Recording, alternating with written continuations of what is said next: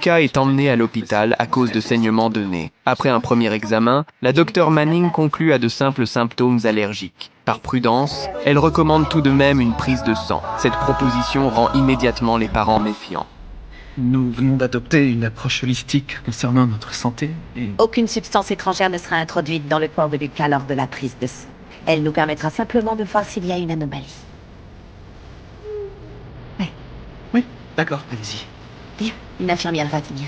Les résultats montrent que Lucas présente une infection et une déshydratation. Manning propose alors un traitement antibiotique. Mais les parents s'y opposent fermement. Ils affirment que Lucas est allergique aux médicaments. Manning accepte de faire un compromis et convainc les parents d'autoriser une perfusion de sérum physiologique. Cependant, quelques heures plus tard, l'état de Lucas ne s'améliore pas. Sa température commence même à augmenter. Manning craint une aggravation et soupçonne une pneumonie. Elle insiste pour réaliser une radiographie thoracique, mais cette demande fait exploser la colère des parents. On a dit non aux antibiotiques.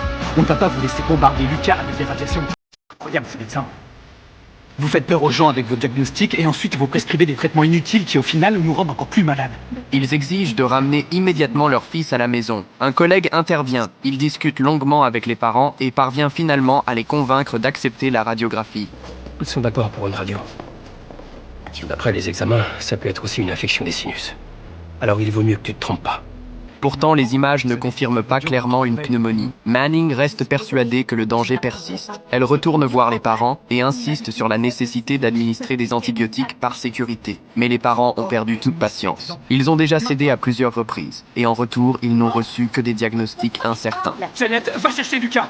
Non, vous mettez en danger la vie de votre fils. On le ramène chez nous. Alors soit vous vous écartez, soit on va le prendre de force. Ouvrez cette porte. Mais vous êtes malade. Sécurité! Appelez la sécurité! Ouvrez la porte.